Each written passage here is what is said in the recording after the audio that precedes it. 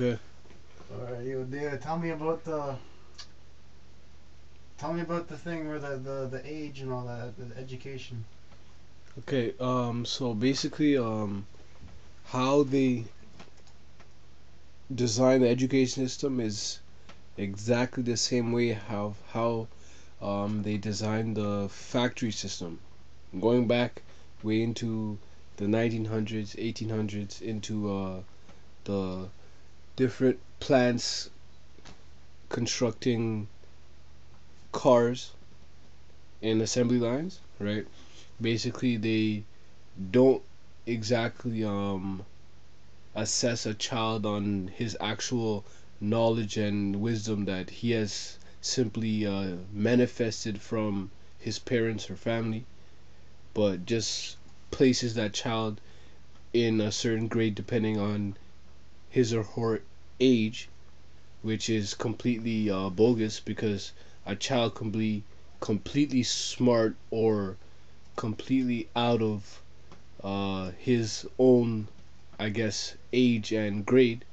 But I guess what they do is they just want to, I guess, leave everybody in that particular age, in that particular time, um, leveled together, right? And that is how you keep people in tune, right? Because the way I look at it now is that the masters who rule this world and run this world, um, they look at children as the most vulnerable, the most vulnerable humans because they have just come in the world, right? So they're more open and more aware of practically everything, right? But adults have been on the world and in the world for a long amount of time. So they have been conditioned to, of course, wake up every day at 6 a.m. while the alarm goes off, go to the kitchen, make the coffee, pull out the newspaper, go to work, punch out at 5 o'clock, and do the same thing over again until pension time comes, if pension time comes. So it's just a cycle, right? And they already got into that race of slave, right? They have already started the race of slave life. But a child is completely um, just learning him or herself, right? Doesn't really understand exactly what's going on in the world, but is imaginable to think about things because a child loves to explore. A child loves to go through large amounts of trial and error, right? Even the whole IQ uh, testing and analysis, in fact, came from the secret society of Illuminati, right? And they basically came up with that testing to basically see where children are, right? They are really watching children, right? Because as soon as they start seeing a child very smart or very highly intellectual at a very very young age, they put a very close eye on that child, so that child won't get in the way of very important business as that child grows into an adult when people start to listen to that particular person.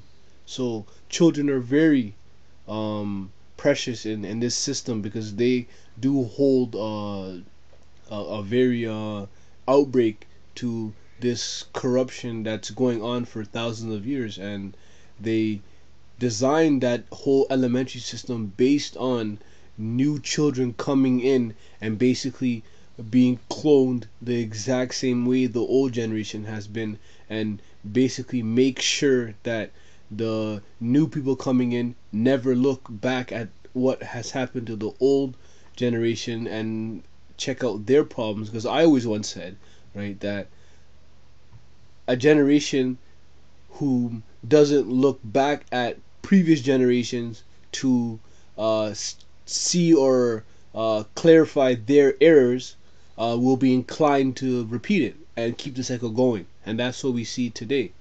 We see children completely not looking back at their old generation and seeing what they have done wrong, what mistakes and flaws they have done, and try correcting them in their life. It's just a life where people just come in the world and just get along to go along, and the cycle continues, and the masters get richer and richer and become more controllable over our life, and we completely cannot protect our children. I get disgusted when parents say that they are protecting their children, where in fact they are putting their children in danger, right? Because the education system is completely putting your child in a very danger atmosphere, where it's just completely unifying them to be as one, just as the peers or their age mates in that particular classroom and education institution. So I tell parents to look forward and to look into homeschooling their child, because a child can learn much more from the parent than from the education system, because in the Bible, of course, it says by their fruit you shall know them. And the education system is not producing quite good fruits as they say they're um, producing, and it's a very enormous story that we must look into, especially in this education system that we call good and call holy, when in fact it's completely corrupted, and not all the money that we pay in taxes is going into our children's classrooms. It's in fact going to sports and activities that we simply support as well, instead of supporting libraries full of books that children should be reading and educating their minds. Yep. So that's what it is. Any other questions?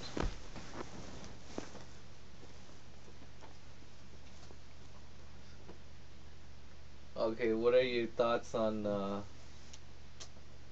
post-secondary education after high school? Um.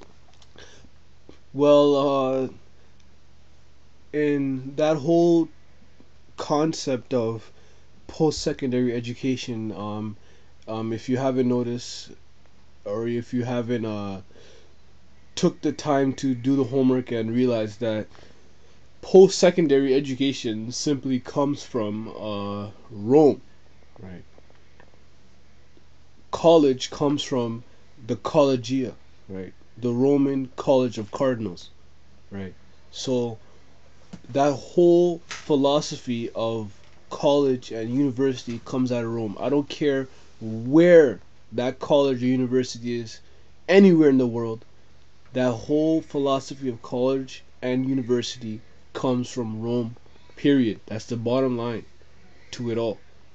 So there's an enormous amount of information that's being left out in college university, right?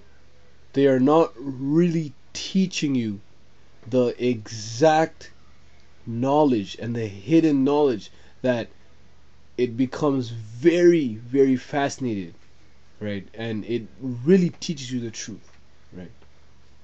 A perfect profession that can depict this exact theory and statement that I'm explaining is a person's trying to study law or trying to pursue the occupation of becoming a lawyer. Um, that person is going to school to become a lawyer, right? But not actually studying the law, right? They're in fact studying the procedures of law, right? And what I mean by the procedures of law is I mean that the lawyer is studying what and exactly what they should say in the courts, right?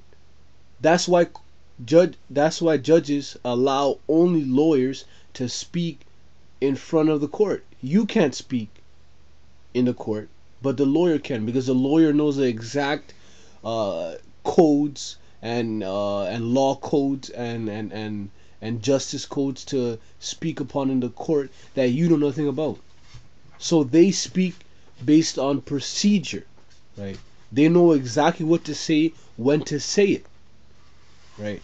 So you now become a client. You are totally out of that business, right? And that's why a lawyer, in fact, has to have a license, because that lawyer is using the law to make money, right? But that law was not written by the lawyer. That law was written by other authority figures high in government, which come out of Europe and Rome, that write these laws that we follow, right? And a lawyer now must go get a license to practice that law, because that law is not his law, right? So what I'm trying to say is that the lawyer does not own the law. So anything that you do not own, you have to get permission to use that particular thing, concept, idea, work, document. I don't care what it is. If it doesn't belong to you, you must get permission, period. So to get permission, you have to get the license, right? Once the lawyer has the license, now he has the permission to practice or use the law to now make money, right? The lawyer makes money from the law books, from the law, right? Any job on the face of the earth, period, I don't care what it is, playing basketball, being a scientist, being a teacher, being a nurse, being a mechanic, I don't care what job it is. Any job that you go to college or university for, period, you are basically going for the license. That's it, right? Because you don't own what you are profiting from. So now you have to get the license. You have to get the certain requirements from that institution that teaches that particular knowledge. So now you could be able to practice it, right? Because now you are ordained, if you want a lack of a better term, you are ordained to practice it, right? So that's where that whole concept comes from, and it just simply comes from Caesar wanted complete unification in the world, right? He wanted every human being to be one, where there is now less conflict and people are all the same. And to now have that, everybody has to play and go by one battlefield, right? We all go to elementary school, we all go to high school, we all either go to college, university, or even drop out, it doesn't matter. But if you want to become a doctor in this world, you all have to do the exact same courses, get the exact same requirements, get the exact same score on a test paper, and do the exact same amount of time of school. I don't care who you are, you have to do the exact same amount of time as everybody, because that is the law. Period. School is just an institution to keep everybody going the exact same pace in life. They do not want anybody to get in front of everybody, because that will create conflict, right? That will create conflict. So in saying that, post-secondary school is mostly based on procedure, right? It's based on procedure. You becoming a teacher, you first have to do a 4-year Bachelor of Arts or Master's on any subject you want. It could be English, it could be arts, it could be whatever, right? But then after you do that, you have to do a 1-year teacher's college, where now You go to teachers college to learn the procedure of how to have children or students sit down quietly and have students listen to you and have students do homework and follow procedures. That's all it is that you're learning there, right? So in sense, it's simply just a work permit, right? And a permit is just basically a certificate showing or proof of payment, right? Permit is payment of proof, right? So when you want to rent out any venue, let's say it's a gym, let's say it's your high school auditorium. A perfect example: you wish to go rent your high school gym to play basketball or play whatever sport you want, right? You now have to go to the board, right, and ask for permits, right? Once you get the permits, now you are legally able to conduct in that particular facility, right? So now when the janitor comes, you show them that permit, and that's just a certificate that said you have paid, or you have made the payment, right? So the degree just simply means that you have honestly passed the requirements, you have paid all your tuition, right? And what I mean by paying your tuition, even if you took OSAP, that still means your tuition is paid. Period. It means that the tuition was paid, but it wasn't paid by you, of course, but somebody paid it for you, right? Because if somebody did not pay it for you, believe me, they will not give you that degree, that work permit, right? So the degree simply means that it's a work permit because the degree or the tuition was paid and you paid the requirements. You passed the requirements. You got your nice marks in your classes, and you finished the time of the courses, and you finished all 8 or 6 or whatever amount of semesters, right? And you studied hard. That's it. Now you have that degree. Now you have a work permit. Now you can go tie your shoes and go and get a job, right? And do the exact same process that you did when you were 16 years old trying to apply for food basics. You just go in there and you try to dress fancy with your suit, right? And before, of course, you could apply now, you have to, of course, show them that you have that degree or that diploma, right? That's a requirement. That's your work permit. So now you basically go to the interview and then you can get the job. But just because you have a degree doesn't mean you can get a job, right? All it does, it just gives you a higher amount of money you're going to make in that job, of course. Because in this world, believe me, you get what you pay for, right? If you want a little bit of knowledge, you go to elementary school. You want a bit more knowledge, you go to high school. You want a bit more knowledge after that, you go to college. And if you want some serious knowledge and a bit more knowledge onto that, you go to university, right?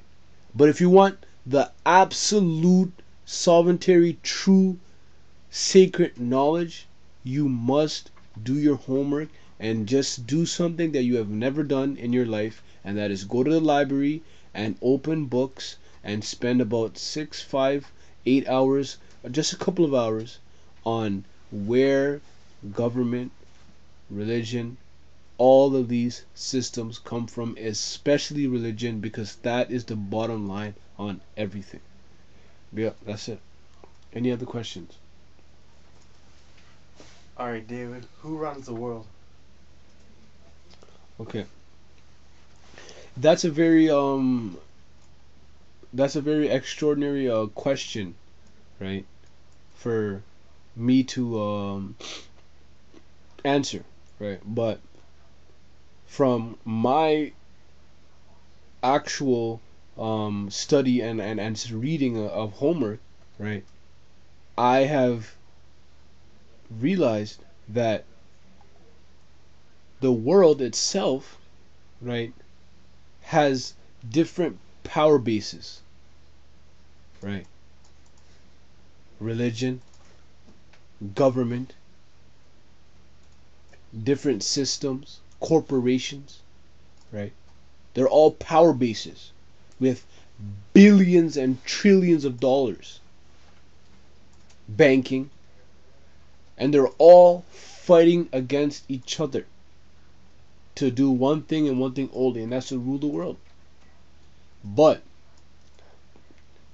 the world has been ruled by civilizations after civilizations after civilizations, going back way back thousands of years ago, from ancient Sumeria, Babylon, Phoenicia, Cana, the land of Cana.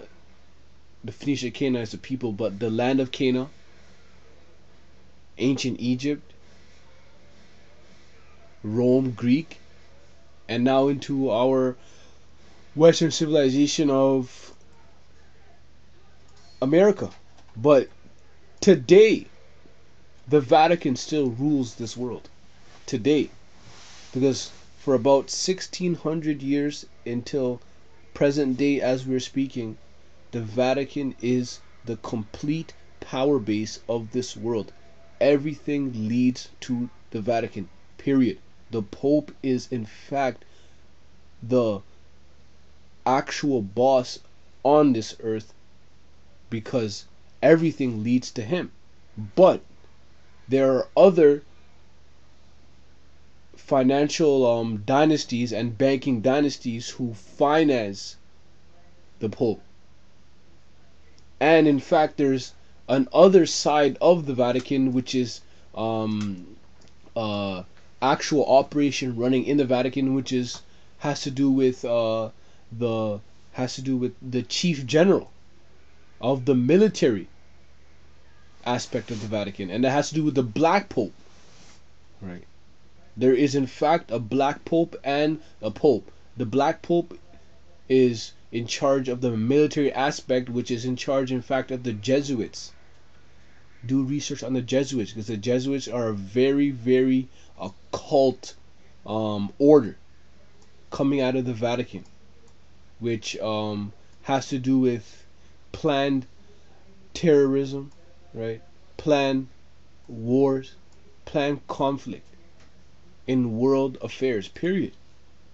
Right? So, in saying that, behind all of that, I personally, in my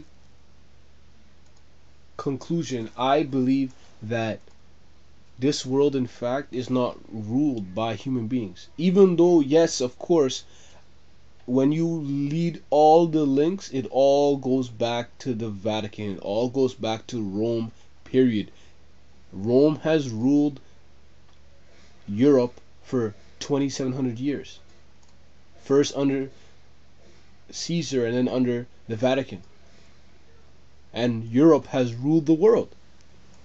Right? So, for the past 1,600 years, because Rome, of course, fell in the 3rd and 4th century, the Vatican manifested from there after the corporations and large financial family dynasties slipped their money out and invested it into the Vatican, right? But in my personal opinion, above the Vatican and the Pope and the papacy, right, is in fact extraterrestrial beings, for a lack of a better term, right? Because I personally believe that the people who are running this world are profoundly evil, where men cannot even comprehend how evil these people really are, right? And in my opinion, they do not possess the exact same nature we exist as human beings. I personally believe that we do not share the same identical, loving, spiritual heart as them. I believe that they are from another world. They're extraterrestrials. For a lack of a better term, they could even be the gods who created us. But in saying that, it links to that because in our bodies, right, there's a special nerve called mirror neurons, right? Mirror neurons are nerves which basically